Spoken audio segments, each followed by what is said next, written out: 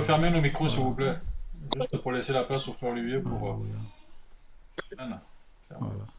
Nous allons prendre notre Bible dans un roi, chapitre 13.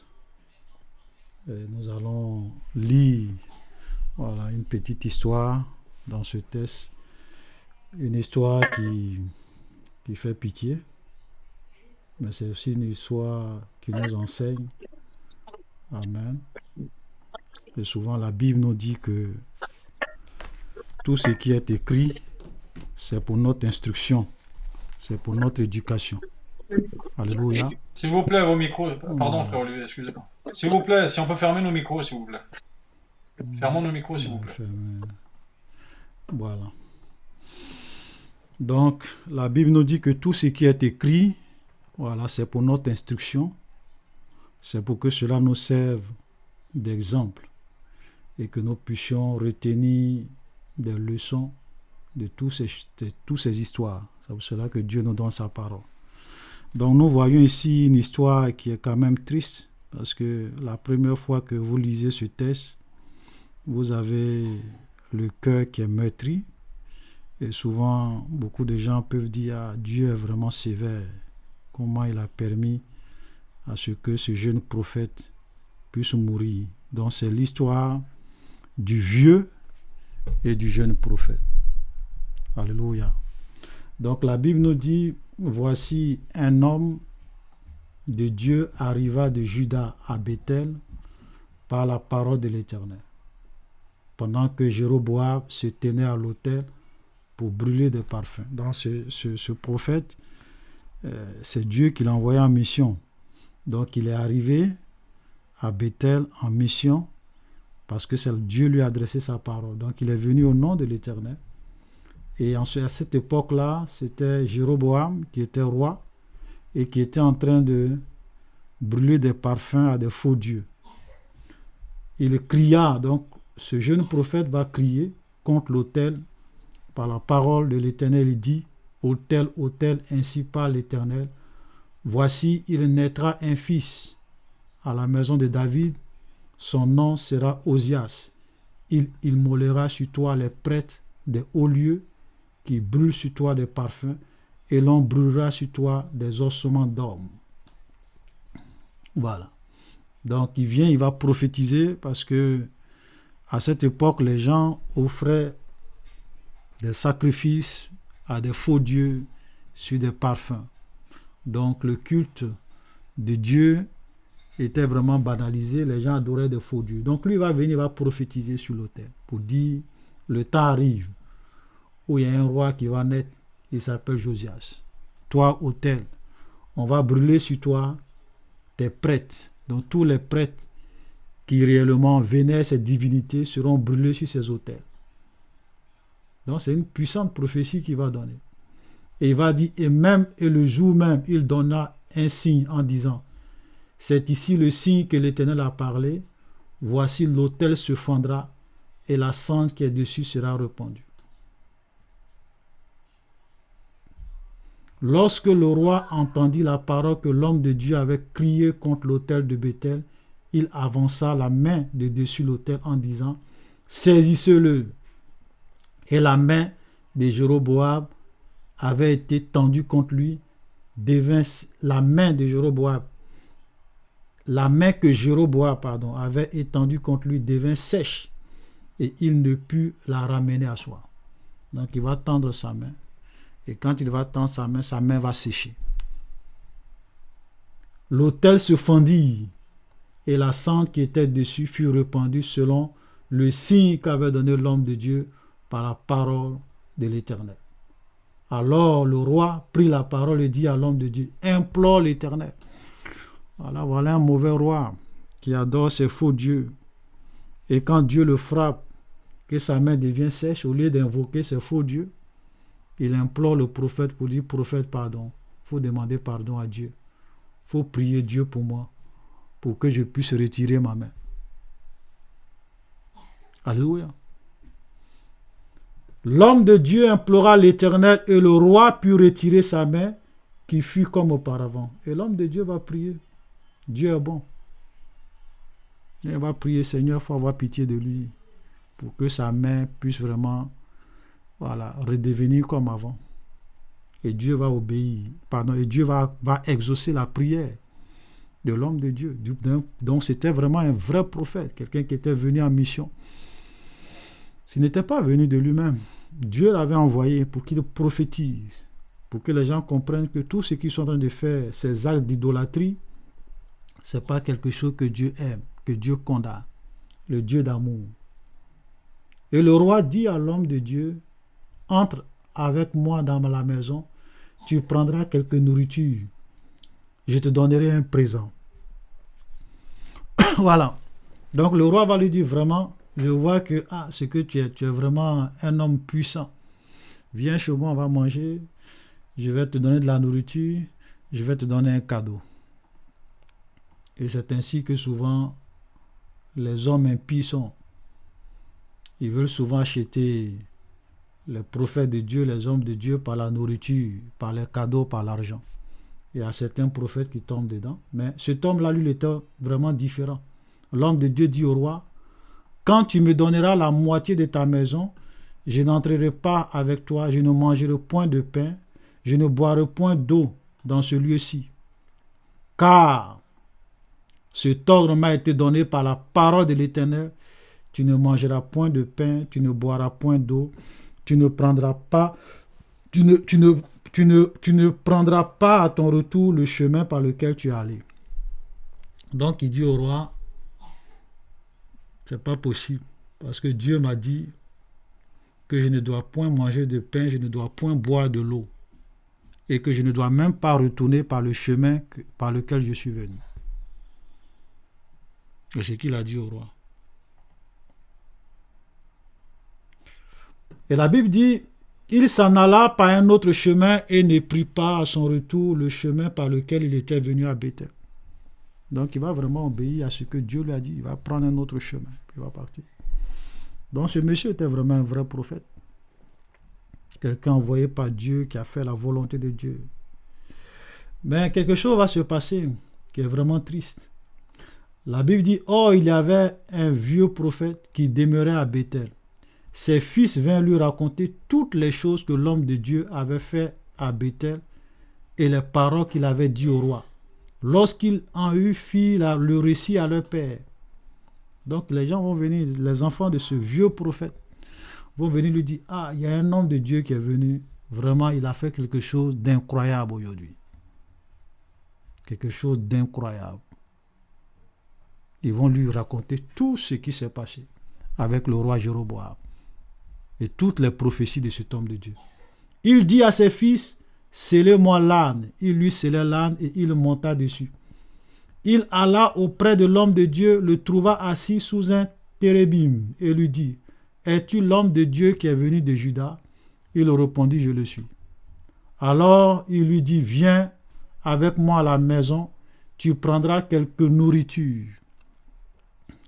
Mais il répondit, je ne puis ni retourner avec toi, ni rentrer chez toi. Je ne mangerai point de pain, je ne boirai point d'eau avec toi en ce lieu.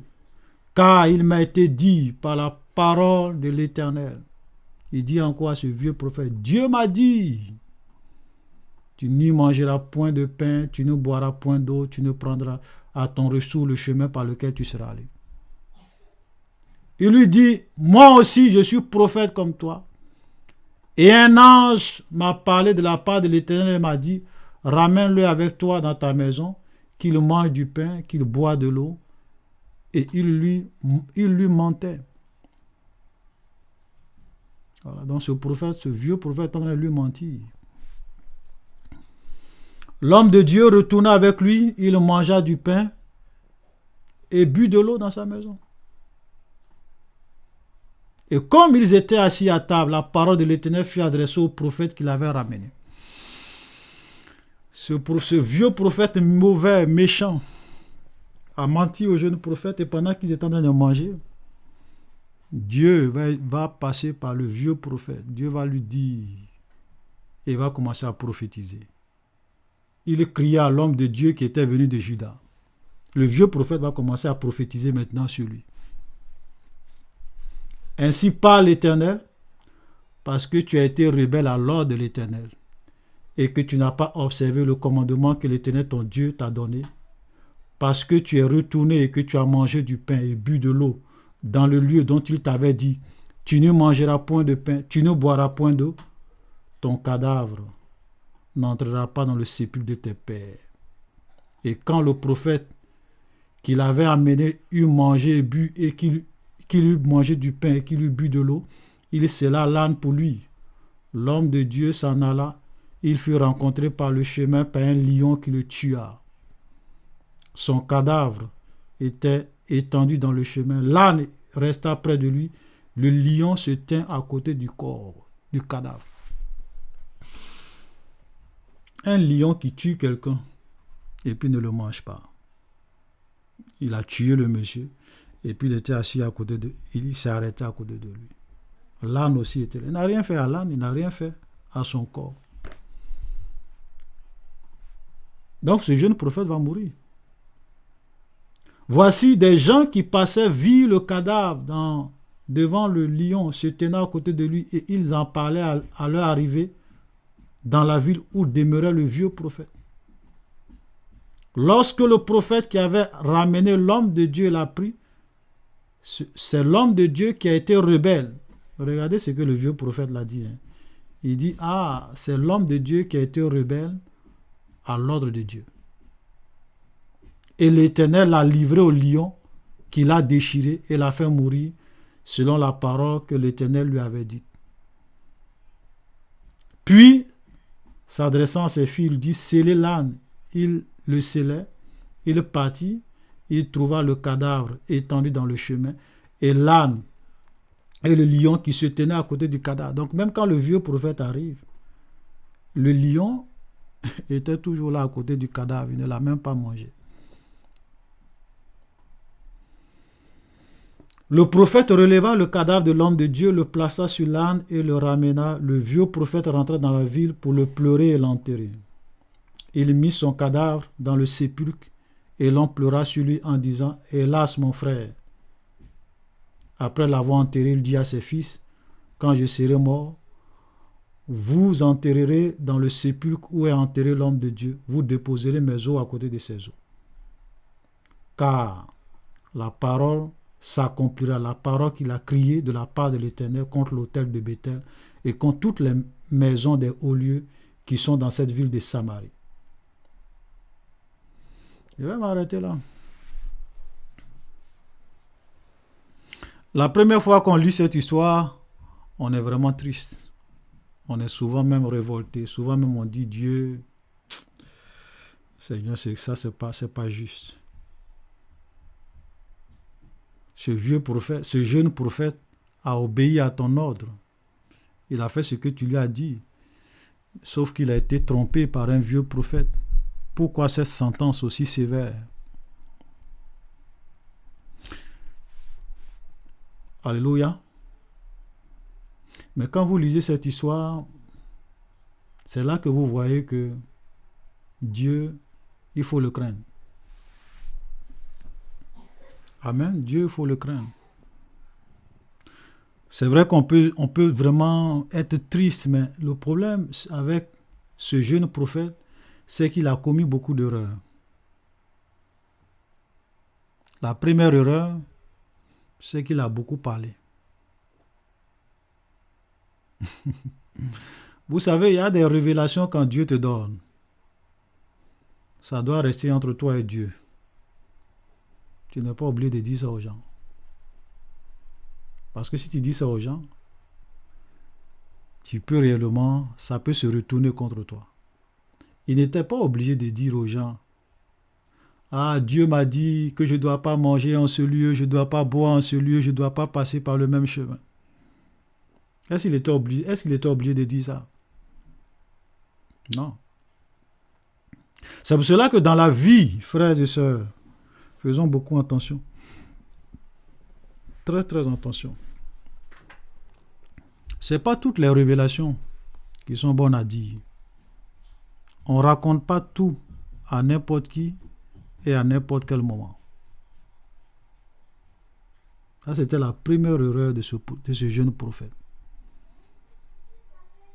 Je ne sais pas si c'est parce qu'il était jeune. Dieu t'envoie prophétiser. Tu as fini de prophétiser. Fais ce que Dieu t'a dit. Les autres révélations qu'il t'a données, ça te concerne personnellement, puisque c'est à toi qu'il a dit, bon, tu t'en vas, tu as accompli ma prophétie, mais tu ne dois pas manger, tu ne dois pas boire, tu ne dois pas prendre le même chemin. Donc ça doit rester un secret entre toi et Dieu. Alléluia. Et si tu ne gardes pas le secret et que tu racontes ce secret, le diable va entendre, les démons vont entendre et il va inspirer ses agents pour réellement venir te créer des problèmes, te pousser à désobéir à la parole de Dieu. Et c'est ce qui se passe ici. Alléluia. C'est très important ça. Il y a des révélations quand Dieu te parle, c'est pour toi seul. Garde ça. Tu n'as pas besoin de dire ça à ton frère.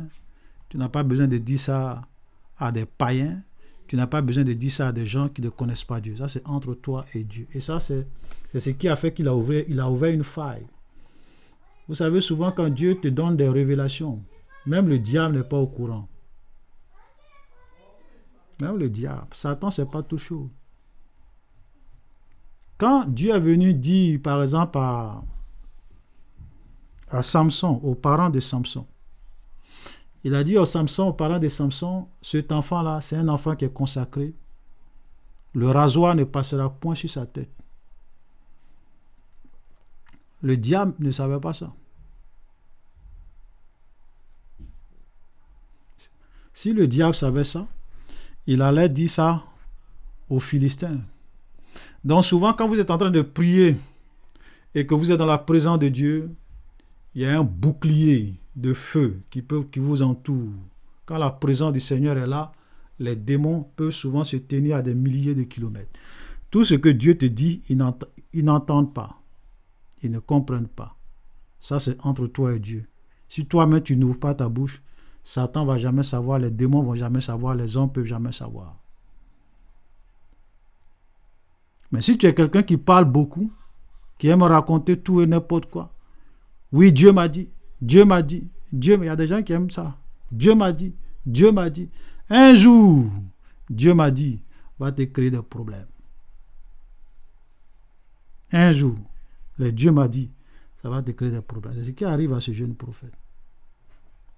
Il aurait dû se taire. Tu viens, tu prophétises, tu accomplis la mission de Dieu. Après, tu prends tes clics et tes claques. Même si on te dit, tu dis, ah merci, j'ai pas faim. Ou bien merci, j'ai pas envie d'aller chez toi pour manger. Voilà. Quand je vais arriver chez moi à la maison, je vais manger. Et puis tu prends ton chemin, tu prends l'autre chemin. Tu n'as pas oublié de dire tout ça. Ça, c'était son erreur. Première erreur qu'il a dit. Alléluia.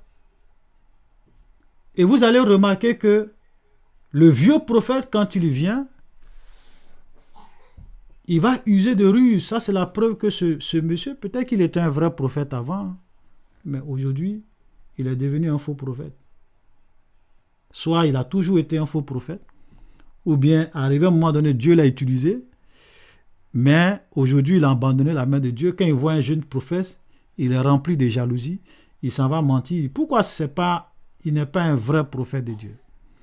Parce qu'il a menti au nom de l'Éternel. On ne ment pas au nom de l'Éternel. La Bible dit, tu ne prendras point le nom de l'Éternel, ton Dieu, en vain. Car l'Éternel ne laissera point impuni celui qui prend son nom en vain. Ça, c'était l'un des commandements dans la loi de Moïse. Donc, le fait que ce vieux prophète vienne mentir en disant, ah, un ange, l'Éternel m'a parlé. Et un ange de Dieu m'a parlé. Il m'a dit, oh, c'est fini, tu peux manger. Alléluia. C'est pour vous dire que souvent, tous ceux qui viennent vous dire, Dieu m'a dit, un ange m'a parlé, c'est pas tout, il faut croire. Amen. Je le dis parce qu'aujourd'hui, sur les réseaux sociaux, les gens racontent tout et beaucoup de choses auxquelles les gens croient. Souvent, c'est des mensonges. Souvent, c'est d'inspiration diabolique, satanique. Souvent, c'est même pas de Dieu, mais les gens eux-mêmes vont venir, vont mentir. J'aimerais voir ce qu'il a dit encore. Je voulais lire encore. Il dit, je suis prophète comme toi. Et un ange m'a dit de la part de l'Éternel, vous voyez. Il dit, il y a un ange qui est venu lui parler pour dire, ramène-le, tu vas manger. Il va croire, il va le truc. C'est une histoire qui est triste. Hein? Donc c'est pour vous dire que dans la vie et dans le monde dans lequel nous sommes, surtout les temps de la fin dans lesquels nous sommes, frères, nous devons faire beaucoup attention au Dieu m'a dit, aux révélations, parce que toutes les révélations que les gens, que vous écoutez sur les réseaux sociaux, il y a beaucoup de mensonges dedans. Il y a beaucoup de mensonges. Beaucoup ne viennent même pas souvent de Dieu. Ce sont des gens qui inventent des histoires. Il y a une sœur hier qui m'a envoyé un message pour dire, ah, frère Olivier, bon, je n'ai pas dit son nom.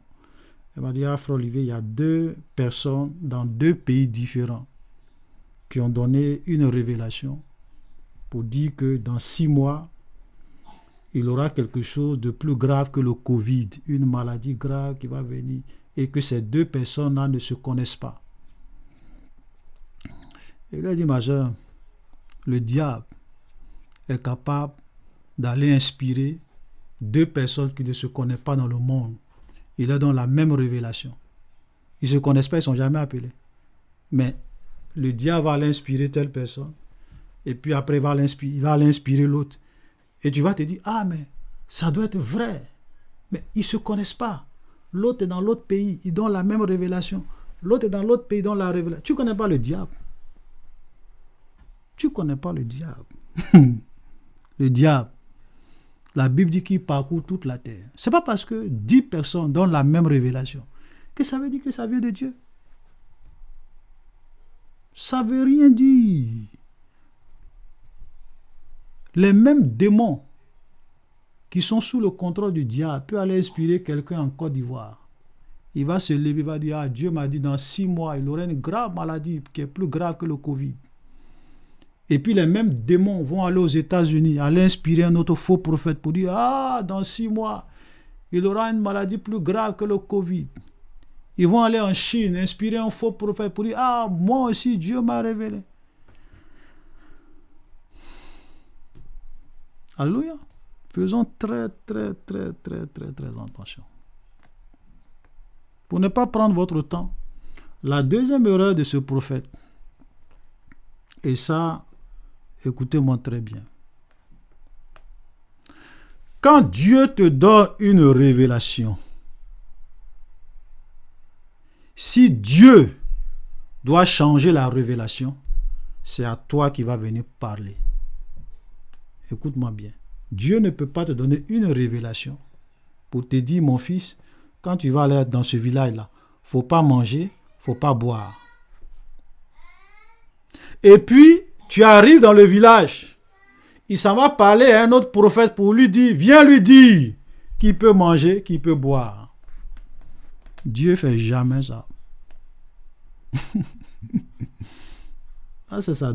S'il était quelqu'un qui était ça, il allait savoir que ce vieux prophète-là, c'est un menteur. C'est à moi, Dieu m'a dit de ne pas manger, de ne pas boire. Mais si Dieu veut me dire de manger, de boire, pourquoi c'est toi, il va aller dire, de venir moi me dire de manger? Quand il me parlait là, tu étais là? Est-ce que quand il me parlait, tu étais là? Bon, à la rigueur, Dieu peut utiliser quelqu'un d'autre pour confirmer ce que j'ai reçu, mais pas pour venir contredire ce que j'ai reçu. Vous voyez l'erreur? Toi, tu t'en vas dans ta chambre. Dieu te dit, ma fille, tu t'en vas à cet entretien. Quand tu vas arriver, vraiment, dis la vérité. Et quand tu vas arriver, tu vas trouver un monsieur à la guérite, à la porte de l'entreprise. Il faut le saluer, il faut le bénir, il faut lui annoncer l'évangile. Et puis pendant que tu es en train de partir, il y a quelqu'un qui vient te dire, ah ma soeur, Dieu m'a montré une révélation. Dieu m'a dit que tu t'en vas à un entretien d'embauche. Quand tu vas arriver là-bas, tu vas rencontrer un monsieur à la porte de l'entreprise. faut pas le saluer, faut pas lui parler, passe et rentre. Pourtant, c'est le contraire que toi, Dieu t'a dit. Comment tu peux croire ça?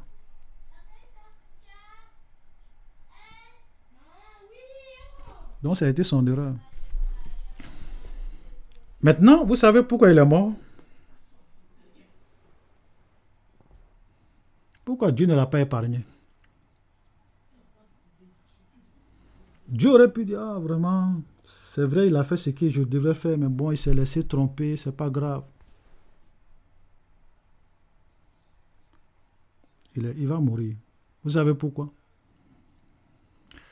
Parce que souvent, quand Dieu te parle directement, quand il te dit quelque chose que tu ne dois pas faire, et qu'il vient spécifiquement te le dire comme ça, c'est pas par quelqu'un d'autre, non, non. Il est venu, toi, il t'a parlé, il t'a dit ça là, faut pas faire ça. Il t'a parlé. Si tu le fais, il aura des conséquences. Ta prière ne va pas changer ça. Parce que souvent, il y a des choses quand Dieu dit et que tu violes, les conséquences, tu vas les subir. C'est ce qui arrive à ce prophète. Sinon, Dieu serait un menteur. C'est ce qui est arrivé à Adam dans le jardin d'Éden. Dieu lui a dit, il ne faut pas manger. Le jour où tu vas manger, tu vas mourir. Si tu manges, mais Dieu ne peut pas changer sa parole après ta désobéissance. Ce qu'il a dit, ça va arriver. Tu vas mourir vraiment. Parce que si tu ne meurs pas, ça veut dire que Dieu, c'est un menteur. Alors que Dieu n'est jamais, ne sera jamais un menteur à cause de toi. C'est pour cela que souvent, il y a des paroles quand Dieu te dit, quand Dieu te parle, frère, il faut faire beaucoup. Quand Dieu, par exemple, tu es une jeune fille, tu veux marier quelqu'un, Dieu vient te dire clairement, ce monsieur-là ne le marie pas. Parce que si tu le maries, tu vas souffrir. Et toi, tu dis non, bon, je vais le marier, après je vais demander pardon à Dieu. Ok, va le marier. Quand tu vas venir de le marier, ta prière, ça ne va pas changer la souffrance que tu vas subir. Tu sais pourquoi? Parce que si ta prière arrive à changer ce que Dieu t'a dit, c'est que Dieu c'est un menteur. Et Dieu ne sera jamais un menteur. C'est pour cela que Dieu, il faut le craindre. Quand il te dit quelque chose, il faut le craindre. C'est vrai qu'il est compatissant, c'est vrai qu'il y a des choses, il nous pardonne. Mais nous devons faire beaucoup attention.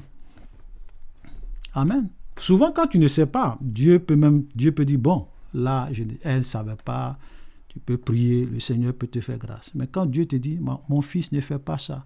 Si tu fais ça, voici ce qui va arriver. Ma fille, ne fais pas ça. Si tu fais ça, voici ce qui va arriver. Si tu fais ce que Dieu a dit, ça va arriver là, ça va vraiment arriver. Et je te dis encore, ta prière ne pourra pas changer. Parce que si Dieu change, il sera un menteur. Est-ce qu'on se comprend? Ce sont des principes qu'il faut connaître avec Dieu.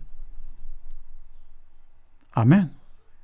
C'est pour cela que quand tu es un enfant de Dieu, quand le Seigneur vient te parler spécifiquement, directement, de façon claire, de façon nette, tu as entendu la voix de Dieu et tu fais le contraire, c'est pas bon. Alléluia. Que le Seigneur nous aide. Je voulais qu'on puisse vraiment apprendre de cette histoire. Moi, la première fois que j'ai lu ça, j'étais triste. Ça m'a fait mal. J'ai dit, mais Seigneur, pourquoi ce jeune prophète-là est mort comme ça? Tu aurais pu quand même faire grâce. Aujourd'hui, je comprends pourquoi son acte devrait subir des conséquences. Alors, parce qu'il a fait beaucoup d'erreurs. Beaucoup d'erreurs. Que le Seigneur nous aide à craindre Dieu, à faire beaucoup attention à sa parole. Alléluia. Voilà. Je ne suis pas ici en train de dire que Dieu ne peut pas faire grâce, ou que Dieu ne peut pas pardonner, ou que Dieu ne peut pas vraiment nous faire grâce. Souvent, quand tu désobéis à Dieu, tu subis les conséquences. Et puis après, peut-être que si la conséquence n'est pas la mort, Dieu peut avoir pitié de toi pour dire, ok, bon, c'est pas grave, je vais faire grâce. Mais les conséquences, tu vas les subir. Amen. On doit faire beaucoup attention dans la vie. Craignons Dieu, faisons vraiment beaucoup attention à là où nous mettons les pas. Parce qu'aujourd'hui, souvent on s'amuse beaucoup avec Dieu, avec sa parole. Amen. Faisons beaucoup attention. Et c'est comme ça que le diable est arrivé à détruire beaucoup de gens. Ce jeune prophète, il avait un avenir brillant. Certainement qu'il allait peut-être être un grand prophète. Peut-être même comme Esaïe, comme peut-être Jérémie, comme Ézéchiel. Peut-être qu'on allait parler de ce jeune prophète. Mais on ne mentionne même pas son nom. Parce qu'il a brisé son ministère. Il est mort juste après le début de son ministère. Et il y a beaucoup de jeunes gens comme ça, beaucoup de personnes qui brisent leur ministère. C'est-à-dire que Dieu les avait appelés à des ministères brillants. Mais à cause de certaines erreurs stupides, ils détruisent leur ministère. Comme ce jeune prophète. Nous allons prier le Seigneur, que le Seigneur nous aide. Que ceux qui ont des oreilles entendent ce que l'Esprit dit aux églises. Ce n'est pas pour vous faire peur, mais la vérité de Dieu doit par moments être prêchée dans toute sa splendeur. Parce qu'il y a des gens, quand Dieu leur parle, ils pensent que Dieu c'est leur ami. Ah, Dieu m'a dit de ne pas faire ça. Oh, mais c'est pas grave. Je peux quand même faire ça. Lis la Bible. Lis ta Bible. Tu vas voir que même des grands prophètes, des gens qui étaient appelés des serviteurs de Dieu, sont morts par désobéissance à la parole de l'Éternel. Une seule faute. Dieu, il n'y a même pas eu une seule erreur. Ils sont morts. Oui. Samson, il avait combien d'erreurs? Une seule erreur. Il a dévoilé son secret. Au lieu de se taire. Ah, on passe le rasoir sur ma tête. Mais, pas fini, Samson est mort. N'est-ce pas? Il est mort. Que le Seigneur nous aide, frère, à faire très attention. Nous allons prier Dieu. Alléluia. Et je vais laisser la parole à notre frère pour la suite. Que le Seigneur nous aide. Je ne sais pas pourquoi j'ai voulu... Le Seigneur a permis que je parle de ça. Peut-être que c'est pour... Il avait certainement un message adressé à quelqu'un ou bien à des gens au milieu de nous. Dieu parle tantôt d'une manière, tantôt d'une autre.